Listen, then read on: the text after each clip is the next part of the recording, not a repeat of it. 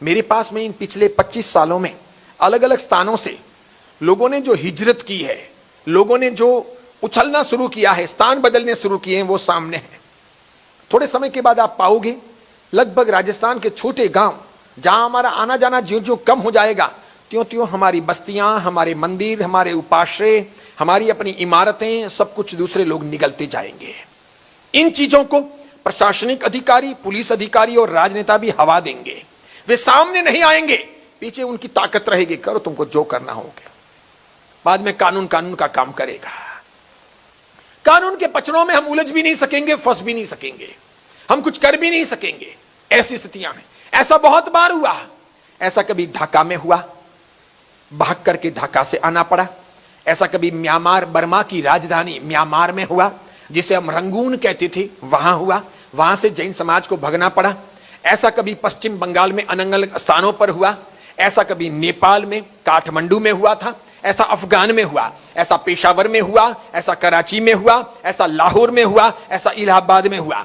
अरे ये तो ठीक, ऐसा अफ्रीका के देशों में भी हुआ।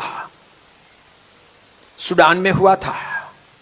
एक साथ में सूडान में इन भारतीयों को, जैनों को मारने के लिए लोग आए थे। आधी रात के समय में आए थे। सूडान के एक परिवारजन, मेरे गुरु महाराज के अच्छे भक्त हैं, वो पारला में रहते हैं। बहुत बार मुंबई जाते हैं, पारला, तो उनके वहां पर जाना आना होता है और उनका आना जाना होता है। उनके पास में एक से अधिक हेलीकॉप्टर थे। उनके पास सूडान के अंदर उनके कारोबार में एक से अधिक हेलीकॉप्टर थे। जिसके पास हेलीकॉप्टर हो उसके पास में 4 व्हीलर गाड़ियां कितनी होगी, उसका कारोबार कैसा होगा, कितना बड़ा फैला हुआ उसका धार्मिक, आध्यात्मिक नहीं, आर्थिक साम्राज्य था। लेकिन जब उन लोगों ने मिलकर के आक्रमण किया पुरुषों को, वो भाई बताते हैं कि हमको तो बिल्कुल नग्न उन लोगों ने मार मार करके रवाना किया था। जब हम एयरपोर्ट पर पहुंचे तो हमारे पास में कल खाने के लिए कुछ भी नहीं था, जेब में क्या हाथ डालें, कपड़े ही नहीं थे। ज्यों त्यों करके हम अपने आप को छिपा रहे थे और हम भारत पहुंचे थे। यहां आकर के जीरो से वापस हमको शुरुआत करनी पड़ी। इसीलिए उसके बाद हम कभी उठ ही नहीं पाए, हमारे पास कुछ था ही नहीं। मजदूरी करके अब यहां पर 50 साल बिता दिए हैं, कुछ नहीं हो सका। ऐसा तो कई सारे देशों में हुआ, बहुत सारे देशों में। ऐसा महाराष्ट्र के गांवों में भी हुआ। ऐसा कभी तमिलनाडु, कर्नाटक, आंध्र प्रदेश, केरला में भी हुआ। होता है, अवसरवादी लोग, अवसरवादी ताकतें झांकती रहती है। वे बहन बेटियों पर नजर रखती है, वे हमारे पैसों पर नजर रखती है, हमारी प्रतिभा, हमारी प्रशंसा, हमारा नाम, हमारा यश, हमारे धन खर्च करने की दिशा पर वे नजर रखती है।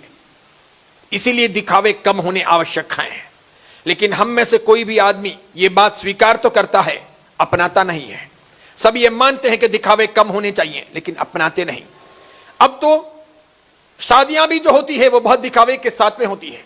5 स्टार होटलों में होती है, कोई कहीं जाता है, कोई कहीं जाता है। लाखों रुपए नहीं, करोड़ों रुपए खर्च करके शादियां की जाती है और इस प्रकार शादियां संपन्न होती है। कोई लोग तो सुमो ले जाते हैं एसी, कोई लोग हेलीकॉप्टर में जान ले जाते हैं, कोई लोग फ्लाइट में ले जाते हैं और शादियां रचाते हैं। यानी हमारे सब में मान्यता यह हो गई है कि जो जितना इस प्रकार खर्चेगा वो बड़ा आदमी कहलाएगा। उसको सामाजिक मान्यता भी मिलती जा रही है, बिल्कुल मिलती जा रही है। क्योंकि हम शादियों में जा रहे हैं, कहने वाला कोई नहीं है। हम नहीं जाएंगे तो दूसरे चले ही जाएंगे, उसका तो काम हो ही जाएगा। अपने का पंगा मोल लें, क्यों किसी की नजर में आए, वो जाने कर्म फूटे उसके। ऐसे करके हम भी किनारा करते हैं और चले जाते हैं। अंदर से दुखता भी होता है, तब भी हम सामूहिक सामाजिक जागरण के लिए तैयार नहीं होते। इसलिए बहुत बड़ी मात्रा में ये दिखावे होते ही रहते हैं। एक प्रतिष्ठा भगवान की भी वो एक लिमिट के साथ में संपन्न हो सकती है, इसके बजाय हम अनलिमिट करने का प्रयास करेंगे। एक छड़ी पाली संघ इस लिमिट में पूरा होना चाहिए, रहना है। हमारे गांव से जितने संघ निकले हैं उन सबको फीका कर दें, वैसा सवाया होना चाहिए। वैसा करने के लिए क्या करना होगा, तो वैसा करने के लिए ये सब करना होगा, तो क्या करना है, होने दें। हम सबकी मान्यताएं इस प्रकार की है, हम सबकी विचारधारा इस प्रकार की है, धार्मिक भी और सामाजिक भी। तो वो पैसा भी सबको दिखता है, अच्छे से दिखता है। दूसरी तरफ समाज का जो वर्ग गरीब है या मध्यम है, वो तो गरीब ही है। वो कल भी स्ट्रगल करता था, आज भी स्ट्रगल कर रहा है, कल भी वो दुखी था, आज भी वो दुखी है। जो मध्यम परिवार के लोग हैं, मीडियम, वे सभी लोग भी आज भी समस्या में हैं, ज्यों त्यों करके जोड़ तोड़ करके अपनी जिंदगी बिता रहे हैं। दूसरी एक बात, जितनी भी धार्मिक सत्ताएं हैं वे सब धनवानों के हाथ में आ गई है। पहले वे गुणवानों के हाथ में थी, अब गुणियों को तो निकाल दिया गया है, बहुत कम ही गुणी जन दिखते हैं। धनवान लोग सब जगह आधिपत्य जमा करके बैठे हैं, सब जगह पर। साधु साध्वियों पर भी उनके अच्छे अधिकार हैं। साधु साध्वी भी धनवानों से दबते हैं, धनवानों की बात सुनते हैं। एक छोटा आदमी जाके महाराज साहब को कोई अच्छी बात कहेगा ना, तो महाराज साहब के गले नहीं उतरेगी। एक बड़ा आदमी जिसकी बॉडी से सुंदर सुगंध आती हो, सोने के मस्त बटन वटन लगे हुए हों, लाल गुलाबी हों, रोज अच्छे टमाटर खाता हो, यूं जिसके पास में सोने का बड़ा कड़ा पहना हुआ हो, यहाँ पर कोई 1 लाख 2 लाख 3 लाख की घड़ी वड़ी हो, उसके पास में बहुत जोरदार हो, जिसने अच्छा गुरु पूजन का या कमली का चढ़ावा लिया हो, या जैसे ही वो 2000 की नोट निकाल करके गुरु पूजन करता हो, ऐसा आदमी जब जाएगा तो महाराज साहब उसकी बात बहुत अच्छी तरीके से सुनेंगे। अब उसकी बात में दम नहीं होगा, उसकी बात बेकार की होगी, तो भी उस बात को वजन मिल जाएगा, उसका धन उस बात को वजन देता है। इस प्रकार धीरे धीरे गुण की पूजाएं कम हो गई, धन की पूजा बढ़ गई। अब धन की पूजा बढ़ी, कोई बात नहीं, वो धनवान है, अच्छा आदमी है, चलो उसने कमाया है, वो पुण्यशाली है, पुण्य से पैसा आया है।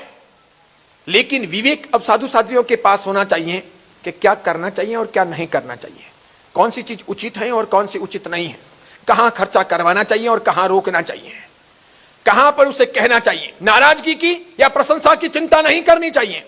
लेकिन ऐसा नहीं होता।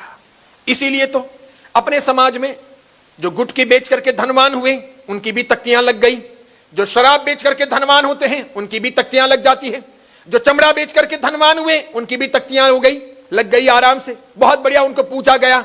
कभी यह नहीं सोचा गया कि जिस आदमी ने इतने गुटके बेच बेच कर खिला खिला करके पूरे जमाने को बर्बाद कर दिया, उसका पैसा समाज में हम कैसे ले सकते हैं। न तो श्रावकों को, ट्रस्टियों को इस बात की कोई परहेज रही, न ही साधु साध्वियों को रही। पैसे आ रहे हैं ना, वो 50 लाख दे रहा है ना, वो 1 करोड़ दे रहा है ना, अपना काम हो रहा है ना, ये 3 मंजिल की अपनी पूरी बिल्डिंग, अपनी पूरी धर्मशाला, अपनी पूरी भोजनशाला बन जाएगी ना, तख्ती ही लगानी है ना, वो जाने उसके कर्म, जाने कर्म फूटे उसके, अपने तो पैसे से मतलब है ना, दे दो ना, एक बार ही तो सम्मान करवाना है, उद्घाटन उसके हाथ से करवा देंगे, तख्ती कौन काला कुत्ता पड़ता है क्या, तख्ती लगा दो ना, क्या फर्क पड़ता है। जब ऐसी बात मैं इनको कहूं तो इन सब के कान भी सुनते हैं।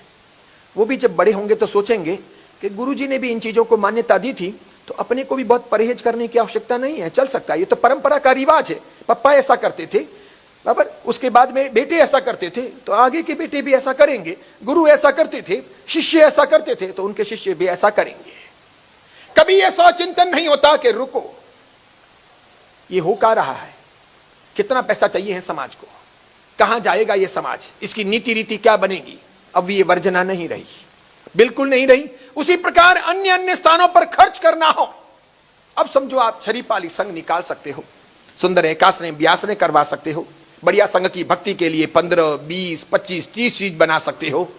लेकिन आपको कोई 2-2 हजार के नोट ढोली पर उड़ाने हैं, ये नेसेसरी नहीं है, ये नेसेसरी नहीं है। संघ के अंदर 200 लोग हों, सिर्फ 200 लोग, लेकिन तामझाम इतना किया गया हो जैसे कोई 20,000 लोगों का संघ है, ये नेसेसरी नहीं है। जब 200 ही लोग हैं संघ में, तो खर्च भी नेसेसरी हो उतना ही। अब समझो आप 200 लोगों के संघ में 7 हाथी खड़े कर दो, 14 घोड़े खड़े कर दो, 21 ऊंट खड़े कर दो, ये सब तो पैसों से हो रहा है।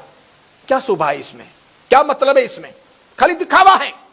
उसके बजाय तो 200 लोग आचार विचार संपन्न होकर विधि पूर्वक संघ की यात्रा कर ले, इतना काफी है, इतना इनफ है। कोई जरूरी नहीं है कि इससे अधिक अपने को करना चाहिए, कोई आवश्यक नहीं है, लेकिन अननेसेसरी करते ही जाओ, करते ही जाओ। अभी जैसे मारवाड़ में चौमासे होते हैं,